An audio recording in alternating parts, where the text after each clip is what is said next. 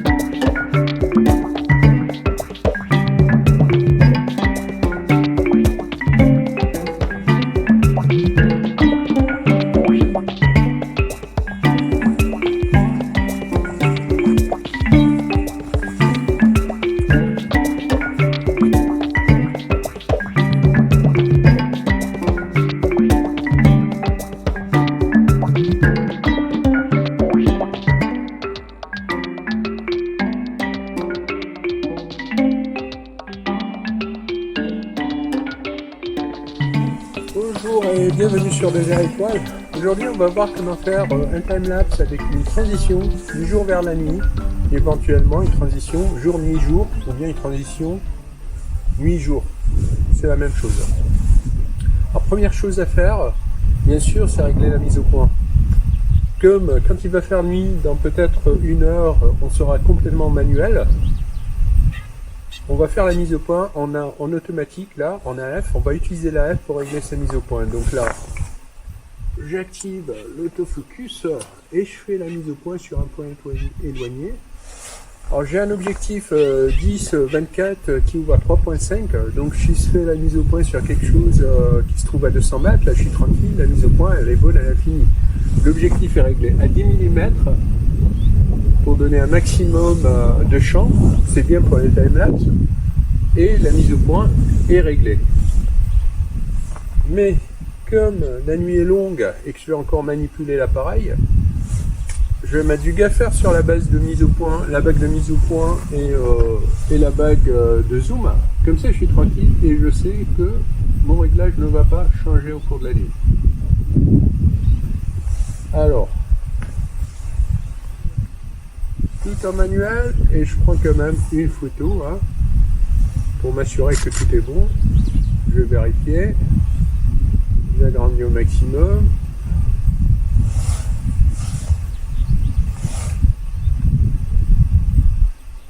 La mise au point est bonne. D'accord.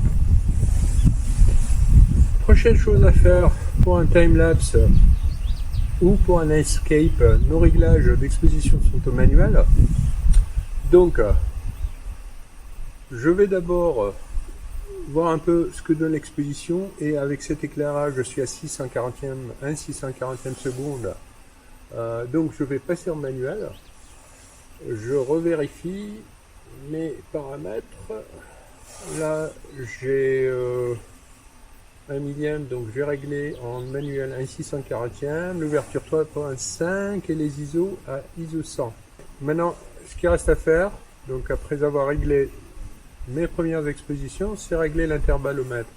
Donc là, il est sur off, je vais l'activer, et pour l'activer, je vais sur intervallomètre intervalle, et je vais régler mes intervalles. Donc là, je vais régler un intervalle de 40 secondes, et un intervalle, c'est le temps que j'ai réglé entre une photo et la photo d'après.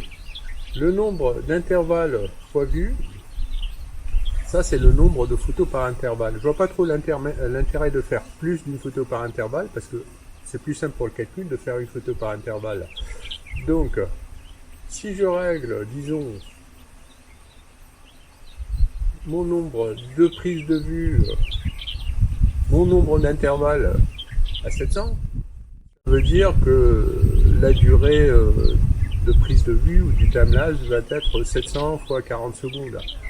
Donc ça correspond à peu près à peut-être 8 heures de prise de vue. Je mets OK. Ensuite, les options de démarrage. Ça me demande si je peux démarrer maintenant. Maintenant, oui, mais je vais quand même faire une dernière vérification du cadrage. Je crois que j'ai cadré un peu trop bas. Il vaut mieux viser le ciel avec un ultra grand angle comme celui-là. Donc là, je vais viser le ciel. Comme ça, je donne la part belle aux étoiles et à la Voie lactée. Voilà. Il y a l'option lissage d'exposition. Ça, j'oublie. Et ensuite, les options de démarrage, on a le choix entre démarrer maintenant ou plus tard. Je démarre maintenant.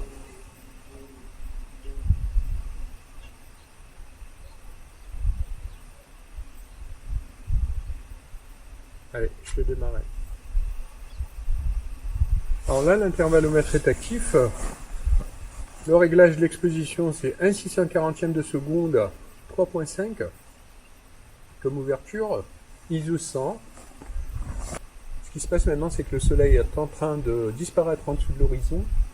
Donc, au fur et à mesure, je vais régler mes paramètres manuellement. Donc là, je suis à 1/640e, je vais augmenter l'exposition au fur et à mesure jusqu'à atteindre, disons, 15 secondes. Et ensuite, une fois que j'atteins 15 secondes, je vais plus jouer sur le temps d'exposition, mais je vais jouer sur les ISO. Et je vais monter de ISO 100 probablement à ISO 800. Maintenant, il faut savoir que ce soir, il y a la Lune. Donc, je vais m'arrêter à ISO 800 jusqu'à ce que la Lune disparaisse. Elle disparaîtra, elle passera sous l'horizon vers 1h du matin. Ce qui est sûr, c'est que une fois qu'il fera complètement nuit, qu'il y aura uniquement la Lune, je pense que je vais garder les ISO à 800 et peut-être augmenter l'exposition à 20 secondes. Et vers 1h du matin, je vais devoir revenir pour augmenter l'exposition à 3600 et augmenter les temps de pause au maximum, c'est-à-dire 30 secondes. Et à partir de là, je laisse l'appareil tourner jusqu'à la fin de la nuit. Voilà, il n'y a plus qu'à attendre maintenant et régler l'exposition à peu près toutes les 5 minutes en fonction du changement de l'intensité lumineuse.